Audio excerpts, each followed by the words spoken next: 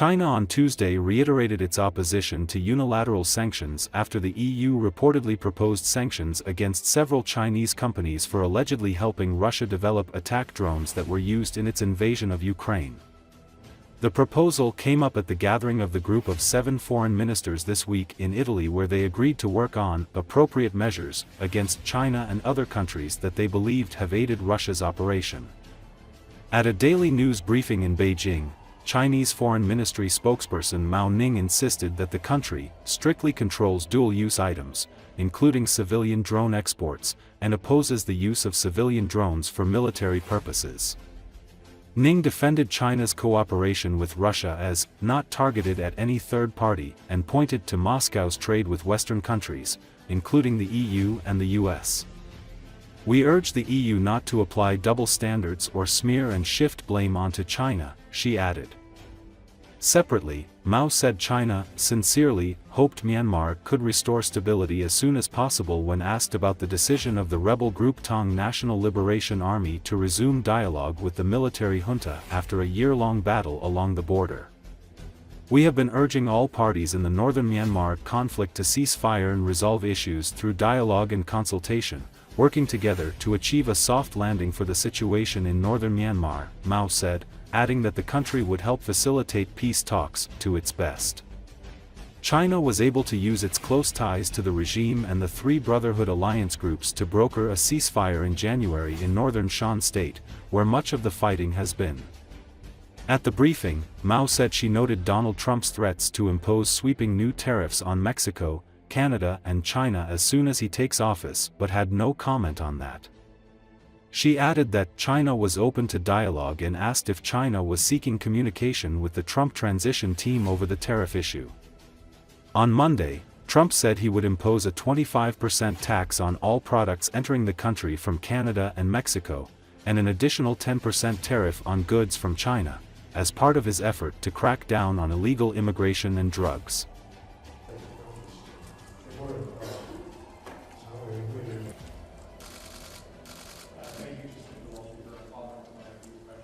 在乌克兰问题上，中国一直致力于劝和促谈，从未向冲突方提供武器，严格管控军民两用物项，甚至民用无人机出口，反对将民用无人机用于军事目的。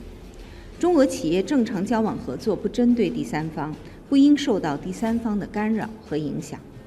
当前，包括欧美在内的大多数国家都在同俄罗斯开展贸易。 我们敦促欧方不要搞双重标准，停止在没有事实依据的情况下列明中国企业，对中方抹黑推责。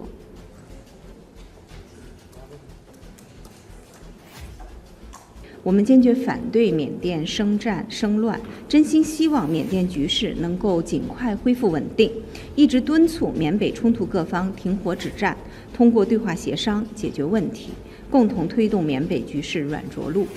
中方将继续积极劝和促谈，为缅北的和平进程提供力所能及的支持和帮助。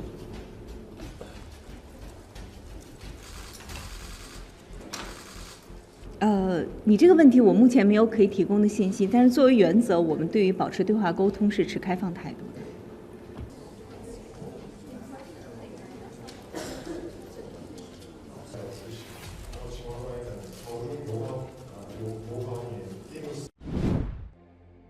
A DHL cargo plane crashed on approach to an airport in Lithuania's capital and skidded into a house Monday morning, killing a Spanish crew member, officials said. The cause of the accident is under investigation. One eyewitness, who gave her name only as Svaja, ran to a window when a light as bright as a red sun filled her room, and then heard an explosion followed by flashes and black smoke. "I saw a fireball," she said. "My first thought is that a world has begun and it's time to grab the documents and run somewhere to a shelter, to a basement." Lithuanian's public broadcaster LRT, quoting an emergency official, said 2 people had been taken to the hospital after the crash, and 1 was pronounced dead. The person who was killed was a member of the flight crew but not a pilot, officials said. Firefighters freed 2 pilots from the cockpit, one of whom was more seriously injured, according to the General Commissioner of the Lithuanian Police Arūnas Paulauskas. He said that investigators were considering possible causes including technical failure and human error, and have not ruled out the possibility of a terrorist act. The Prime Minister cautioned against speculation, saying investigators needed time to do their job. The responsible agencies are working diligently, Shimonite said. I urge everyone to have confidence in the investigating authorities' ability to conduct a thorough and professional investigation within an optimal timeframe. Only these investigations will uncover the true causes of the incident. Speculation and guesswork will not help establish the truth. The Lithuanian Airport Authority identified the aircraft as a DHL cargo plane arriving from Leipzig, Germany, which is a major freight hub. Flight tracking data from Flight Radar 24, analyzed by the AP, showed the aircraft made a turn to the north of the airport, lining up for landing, before crashing a little more than 1.5 kilometers short of the runway.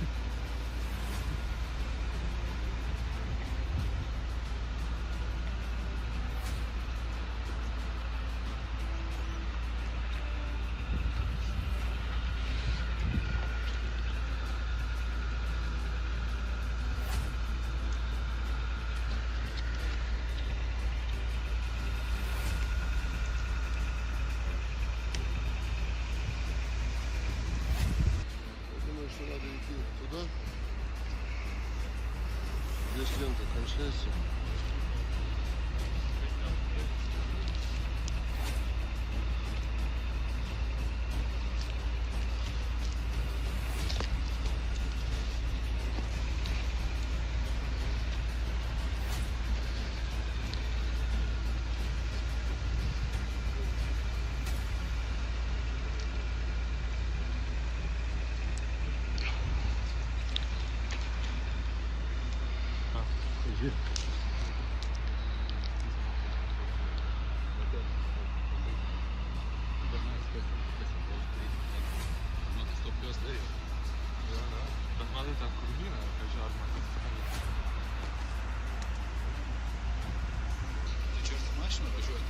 Važiuojant lėktuve leidžiasi.